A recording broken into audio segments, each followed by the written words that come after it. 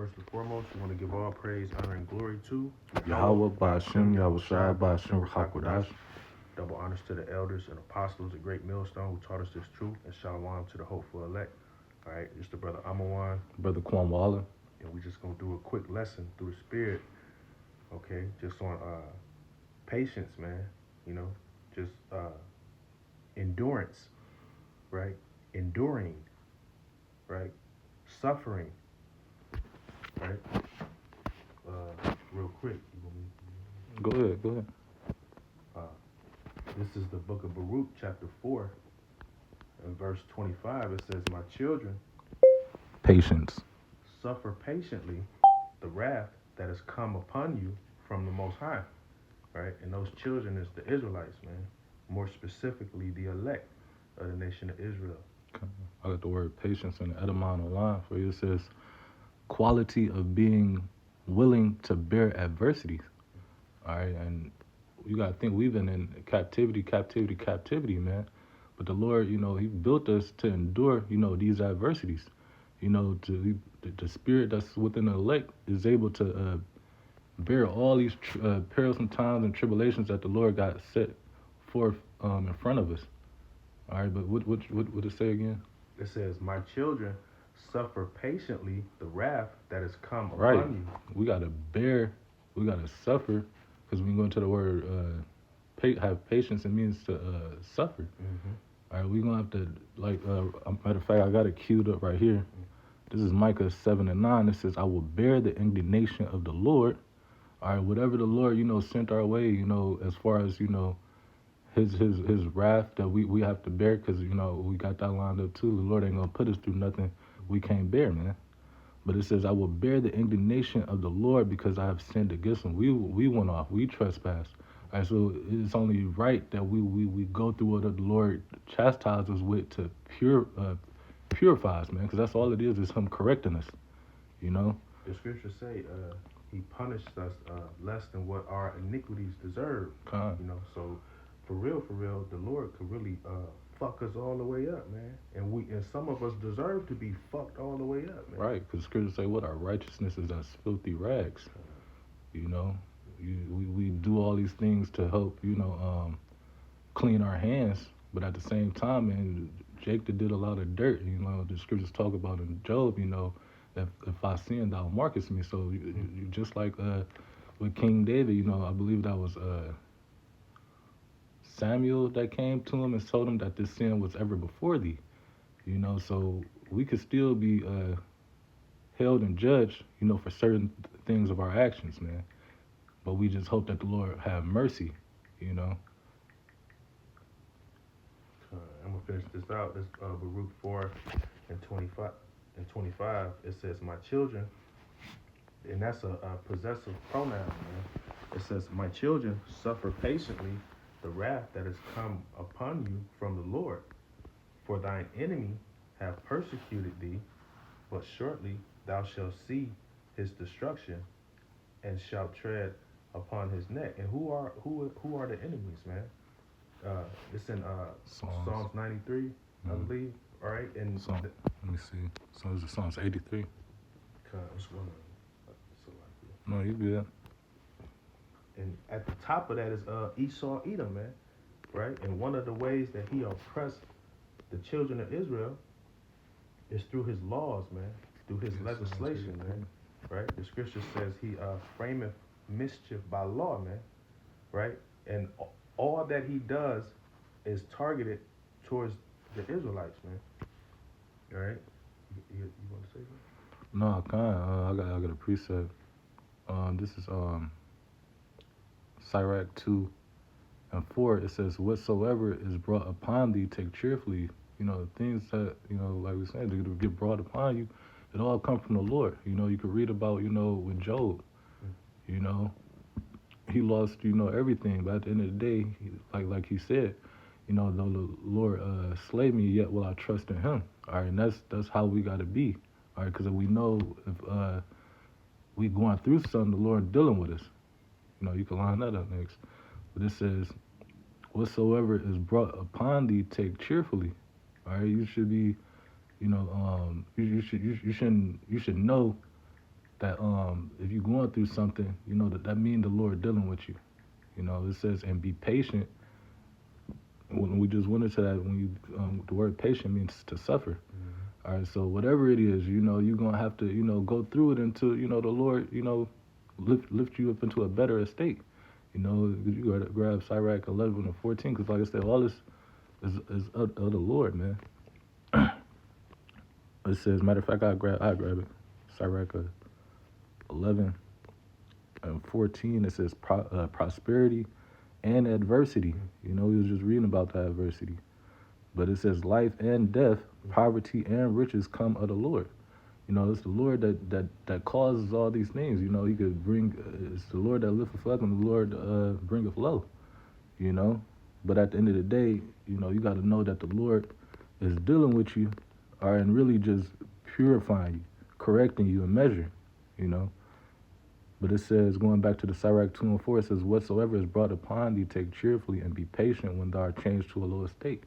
You know, even like Job, we just brought that out. Job was brought to a very low estate, but he was patient all the way into the end, and what he received everything. All right, so the ones of you that's, you know, that's you going through it, you know, you might have lost your rib, you know, you might have lost your car, your job, or whatever, you know, how the Lord brought you down to a low estate, but you're supposed to patiently, you know, suffer that, you know, because at the end of the day, you know, the Lord got you. Lord ain't about to just leave you hanging, man. The scriptures talk about whoever trusted in the Lord was confounded. You know, nobody, you know. So just be patient, just deal with it. Like we read at Micah 7, you gotta bear it, man. It's this your lot. You gotta bear your cross, man. But verse 5, it says, for gold is tried in the fire. And where that gold, man? You know, the scriptures talk about how the fine gold become dim, we became dross because, you know, getting those impurities by what? Following out these other nations, being wicked, going off. All right, but the Lord is purifying us. All right, He's purging us from all these impurities, whatever defiled you, all right, cleaning you up, getting the mold out your eye. But it says, for gold is tried in the fire, and acceptable men in the furnace of adversity. So the Lord, that's how we're gonna find a acceptable man. You're gonna have to try. You're gonna have to prove you. You know, that's what happens when you dip gold in fire. You're proving it. You know, getting all the impurities out. All right, the scriptures talking about in order to get a friend, you gotta prove them. Scriptures talk about a friend may not be known in prosperity, but in adversity. So the Lord is putting you through that adversity to see what manner of man you is, because the scriptures talk about everything's gonna be revealed by fire, whether you be what is it, wood, hay, stubble, or stone. All right, but the Lord is looking for His precious metals, because the scriptures also talk about how the Lord is making up His jewels, man. But like I said, we also compare it to that fine gold. All right, the Lord is refining us. All right. Also, I wanted to add, that's how you strengthen metal. You know, like where I work at, we got a thing called, where I used to work at, we got a thing called heat treat, right? And that fire on those different bolts, it makes the material harder. It makes it stronger, right? So that it can serve its purpose, man. So it can, if it's supposed to hold a ton, you know, it can do that, you know. But it has to have that heat put on it, right? Right, to give it that texture, that strength. Yeah. All right, for it won't be able to break. And that's another thing too. The more the Lord put on you, the more you're gonna be able to bear, man. That's the Lord building you up, especially the times we in. We're gonna need our faith built up, our spirits built up, so we don't break, we don't fold. Real quick, this is the book of Hebrews, chapter 12 and verse 7. It says, if ye endure chastening, right, which is all of the correction that we're talking about, which is that furnace, right? It says, if ye endure chastening, the Most High dealeth with you as with sons, okay? And that's what we want to be, right? We don't want to be bastards, right? It says, for what son is he whom the father chasteneth not, right? If you don't whoop your child or correct your child, then obviously you don't love him, right? And that's what the Lord is doing to us. He's correcting His children, man. And the ones that He's not correcting would be considered the 2/3, man. All right. I got a quick one, cause Satan, cause we spoke about Job. Satan, he's the one that comes hinder us, or he's the one that buffets at us. All right, he's the one that tries us too. All right, but this is 2 Corinthians 12:7. It says, "And at least I should be exalted above measure, though the abundance of the revelations," because Paul was getting the breakdown. I said, "There was given to me a thorn in the flesh." All right, we don't know what that thorn was, but it was a hindrance. All right, it said, "This messenger of Satan to buffet me." And that's the whole thing. Like I said, we gonna be going through things. Like Satan gonna be hindering us. Brothers go through elements. Like Satan to jump on a brother rib, man. Whatever type to do, whatever Satan to do to try to hinder you, because at the end of the day, his job is to sift you out of here. All right, but we stronger than that, man. We stronger than these demons, man. All right, it says, "At least I should be exalted above measure." It says, for this thing I besought the Lord thrice. All right, he prayed to the Lord 3 times. All right, and that's what we got to do. We got to we got to fast and pray when we come into these lower states. Some brothers don't do that. Some brothers just go to other ways to get through their problems. But what you're supposed to do, you're supposed to pray to the Lord. But at the same time, like we about to read, this is how you got to deal with certain things. But it says, "For this I besought the Lord thrice, that it might depart from me." Verse 9, it says, "He said unto me, My grace is sufficient for thee," meaning the wisdom and knowledge and understanding that he gave Paul, especially even to us, because that's what we are to have to maneuver through really life, all right, and in our problems. Scripture's talking about how Isaiah 33:6, wisdom and knowledge should be the stability of our times, all right. But it says, "My grace is sufficient enough for thee, for my strength is made perfect in weakness." So the Lord will break you down, all right, to a lower state, all right, just to build you back up and to be stronger, and others, see that, brother. That's what I'm saying. You will see brothers, the Lord done brought them low, and then you see them, fighting through it, enduring it, and then the Lord rewarded them openly, man. And you see the power that the Lord, that gave you, It's something that you was lacking, that the Lord, purged from you and gave you the strength, all right, to overcome, what was, making you weak. But let's say, "Most gladly, therefore, will I rather glory in my infirmities," are the things that we go through, because at the end of the day, this is just a light chastisement, Forgot what else I was about to say, but it says that the power of Hamashiach may rest upon me. And I was gonna say, because everything in this world, even the bullshit we got to go through, we, like Paul said, you count everything as dung to to win Yahweh Shah, man. And that's how you got to look at whatever. This is the battle, man. We gotta make it to the end of the race, man. We gotta finish. So whatever is a stumbling block, you gotta hurdle it. And you have to do it with these scriptures, all right, with our faith, all right, and knowing that Yahweh Shah is not gonna leave us hanging. Yahweh Shah not gonna leave us hanging. I got one more.